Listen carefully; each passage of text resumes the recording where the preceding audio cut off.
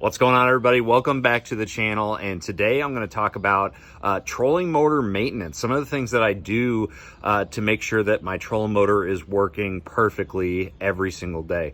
So first off, I want to introduce you to my trolling motor. This is the new MotorGuide Tour Pro. Great trolling motor. Absolutely love this thing. It's a cable steer trolling motor. So even though it's got the advanced features such as, pinpoint GPS, anchor mode, course lock, those sort of things, it's still a cable steer, but it's power assisted cable steer. So it's got the reliability and the easy use of a cable steer, and also kind of the backup ability. If something does go wrong and you lose power to the power assist for whatever reason, you still have that backup option. But it's really, really easy, and I can actually change the tension of the pedal without having to, adjust the tension on the cable itself. I can just use the remote to change the tension. So that's really cool. The steering system is super quiet and super easy to use. And to me, I think it's the best steering system out there as far as the trolling motors that are GPS enabled, because it's just so intuitive. We're used to cable steer, and because it's cable steer, it doesn't have the motor making a ton of noise. It just has a very, very minimal amount of noise. So, and it's got the new Katana prop. That prop is awesome. It's extremely weedless, but also has a lot of thrust, so I'm real happy with that. Great lift assist platform. You got the G-force lift assist. Makes it really, really easy to stow and deploy. A new latch system. Pretty much everything's new on this trolling motor. So anyways, let's just get started on some of the maintenance items that I do on this motor. So the very first thing I want to mention is that, for years, and I still forget to do it sometimes, but it's really important. The first thing that I really like to do is every single night that you're charging your batteries, it's really important to either flip the breaker for the trolling motor or unplug the pedal. So right there, it's not charging right now, but when I'm charging it, I'll unplug that plug. And the reason why this is so important for a trolling motor is because it gives the board a opportunity to kind of reset, and that's really important. And you don't I've never had an issue with the trolling motor plugged in, and this goes for every single brand. All these tips are pretty much universal as far as brands. But I've never had a problem with the boards because of charging. But it's a good practice to just unplug it every single night that you're charging, and get that disconnect from the charging system. So that's the first thing I do on a daily basis. Another thing that I like to do is I like to take some grease and grease these latches on here, the latch system. So you got several of them. You got the ones up here. Keep those greased up. Any marine grease will do. I use the Mercury 24C. I carry that with me in the boat, for the prop shaft, when I'm changing out the props and stuff like that. But it also works great on the latches. So keep those lubed up. Make sure you lube up this pin right here and right around any contact points, anything that's moving. You want to keep those greased up. The next thing that I really like to do is I really like to, make sure that everything is nice and tight as far as the system. You see, this trolling motor just is not moving. And that's how you like it to be. You don't want any movement at all. And if you do end up having some movement, make sure that you tighten down those bolts.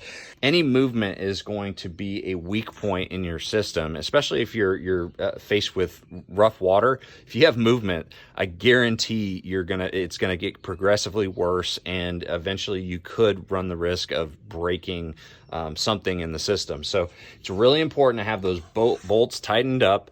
I actually like to use the stainless steel bolts that are included with the MotorGuide, but also I like to put brass nuts on there. Brass nuts with the stainless steel bolts won't heat up as much, so they're a little bit easier to take on and off and tighten up. So you just want to make sure that those are all tight.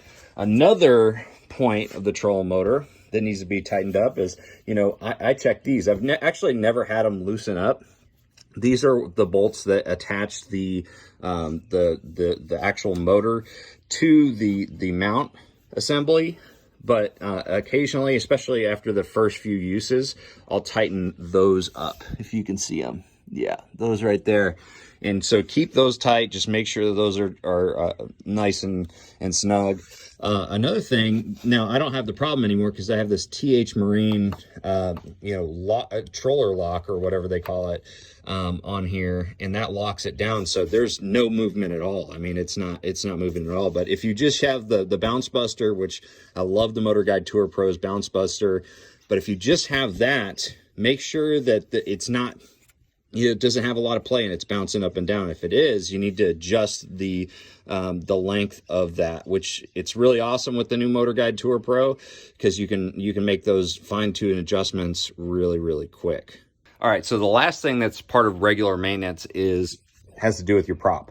The prop it's really important to, number one, check behind the prop. I always carry a tool with me. This right here is a tool back from my high school days. This is a skateboard tool, and it's actually one of the most useful tools that I have in my boat that I've kept with me since high school because it's got the right size, you know, a driver to, you know, take the prop off. It's really easy to carry with me, and so I've had it for a lot of years. But it doesn't matter what tool you have, as long as it's the right one to take your prop off. Make sure you check behind your prop often. You know, if there's any fishing line or weeds, it's going to reduce the efficiency of your prop and your motor in general. So that's really important. And, you know, it's always important to check for that line because it could damage the lower unit of your trolling motor. And finally, aside from checking behind your prop, check the condition of your prop. One of the most important things is to make sure that your prop doesn't have a lot of nicks in it. You can see this one right here. This is a perfect example. You got that nick right there, and what's hanging off of it? Grass. Any little tiny nick, if your fingernail can catch on a nick, it's big enough to catch on grass, and you'd be amazed. You take a clean prop that doesn't have any nicks, you run it through grass, it'll run perfectly. But then as soon as you have one little tiny nick on it, it's going to catch everything. It's going to start cavitating, and you're going to be like, man, this prop sucks.